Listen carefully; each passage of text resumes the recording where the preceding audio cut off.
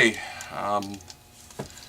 I guess I'm going to start doing something that everybody else does. I'm going to be opening mail on YouTube, and just call this boring old mailbag. Some of this stuff may or may not be interesting or exciting, and if it's not, oh well, too bad. Basically, this is just the stuff that I've been ordering, and just as I receive it off the slow boat from China or wherever it comes from, I will open it. And so this is what's come in the last week. There should have been another item come in yesterday, but it got routed to the wrong post office or something, and it may or may not come today. If it does, I might add on to this. So the first item, I pretty much know what this stuff is, but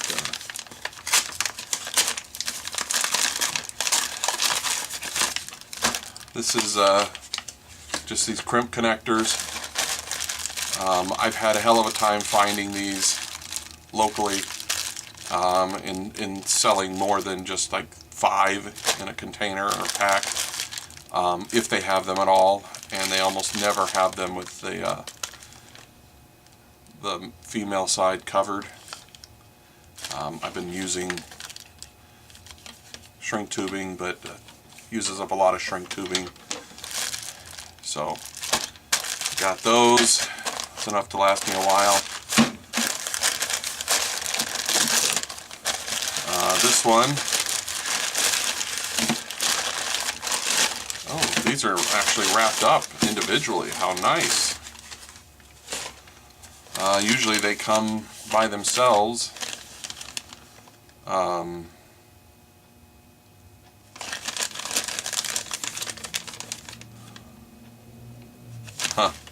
Be proud, play it loud. A whole bunch of wiring color codes that have absolutely nothing to do with what's in this package. So, and I thought I ordered 4, but apparently I ordered 5. So let's take a look at these. Or one of them. These are ground loop isolation transformers. Normally you'd use them like on a car to isolate or get rid of noise from the ignition system or whatever. My usage for them are in old radios that I want to add an MP3 input to. When you do that, because of the way old tube radios are built, if you were to hook a modern phone to it and play video or play sound through the radio, it's fine, but if you were to hook the phone to a charger, there's a good chance that you would create a path through your cable and fry your phone. And this thing prevents that by having 2 transformers in here that provide isolation from whatever's on this side to whatever's on this side. And I've been needing some of these because I need to sell some of my radios. Interestingly, these came all wrapped up and they look really nice, whereas the ones I've ordered previously were slightly more expensive, not wrapped up. And so this last item,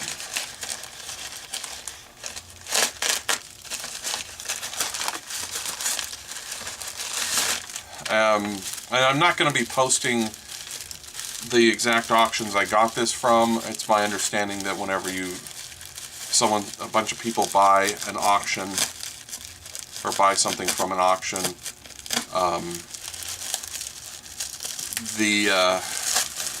supposedly the sellers have bots that will raise the price if they start to sell really well. And so I'll just put in the search, the name of the item, and you can find it. And this is a deburring tool. I've needed one of these for a long time.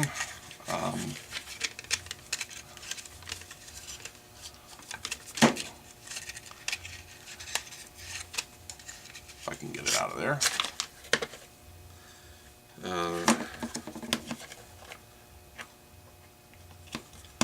If you're a machinist or you work on aircraft, aluminum or whatever, you'd be familiar with these.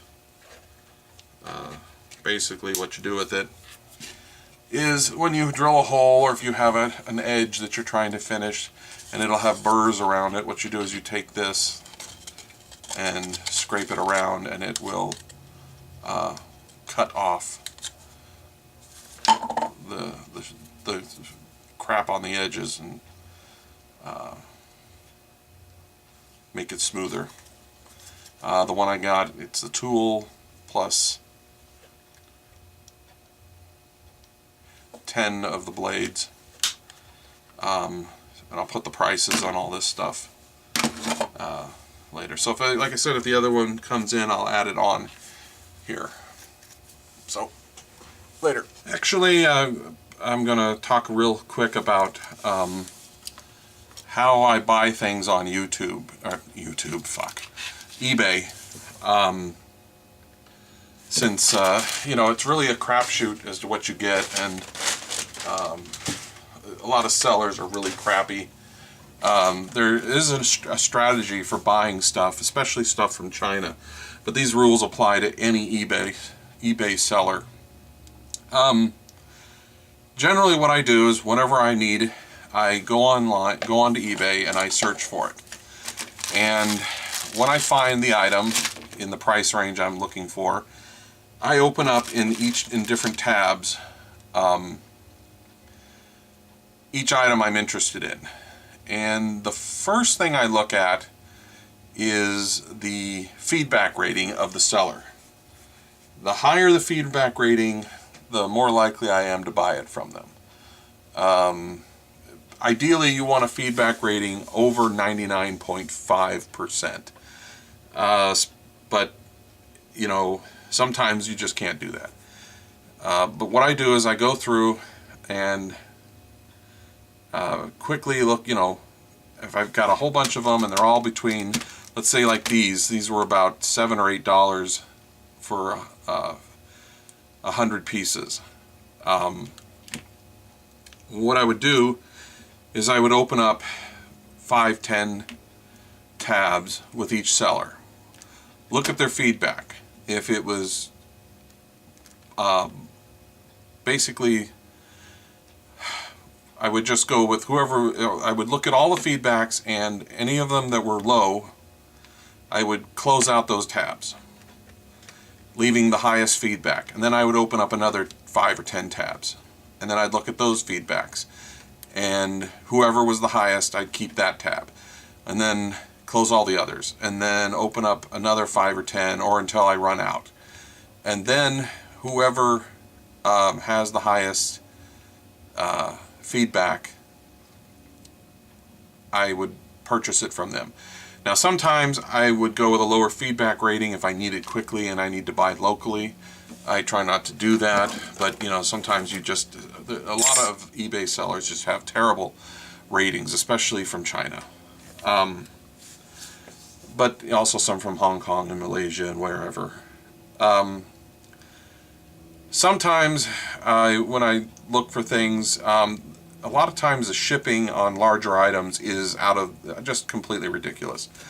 I will search for items that I'm interested in, and I will look for distance nearest first. And generally what that means is that the shipping should be lower. A lot of sellers try to sneak extra, you know, make a little bit of extra money by shipping or putting money or charges into their shipping and handling. I used to sell stuff on eBay, and I would occasionally add like $5 or so to my shipping charges, but after a while, especially when there was a big problem with the gas prices going high, I couldn't do that. I had to basically go with exactly what it cost to ship it in order to get people to even come close to wanting to purchase it. And even then, there were people who'd be like, your shipping prices are ridiculous. And I'd say, I'm sorry, but that's the cheapest price. And I would give them all the information so they could look it up themselves, and usually would shut them up. But yeah, the shipping prices are a real killer. And the other thing you want to look out for is there's a growing trend on eBay of people reselling from Amazon. In fact, almost anything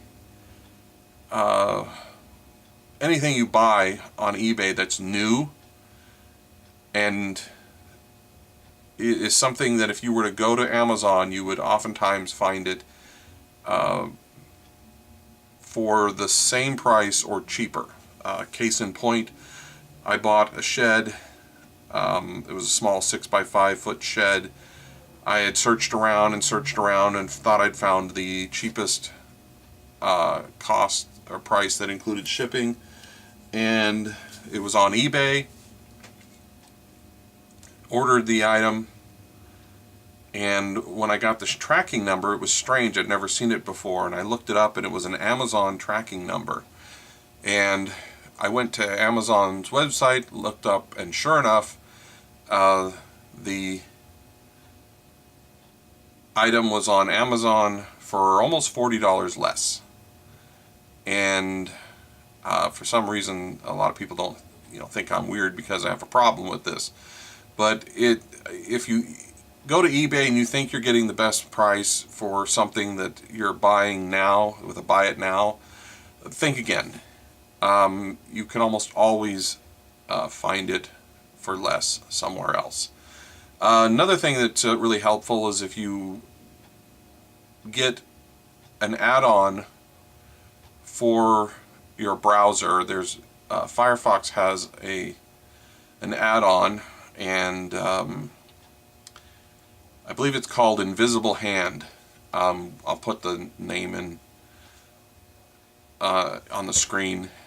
And what it does is if you go to sites like Amazon or eBay and you pull up something, it will read the page you're on and then tell you where you can get it for less. In some cases, a lot less. So, don't trust any of these prices on eBay, even Amazon. It doesn't work with every site. If you go to Banggood, Banggood doesn't, apparently it doesn't work there. So another place if you want to monitor prices on Amazon is if you go to camelcamelcamel.com. It's a neat site. You put in, you go to Amazon, you look up something you're interested in buying, you take the URL from that and you put it into Camel, and that site will tell you the price history.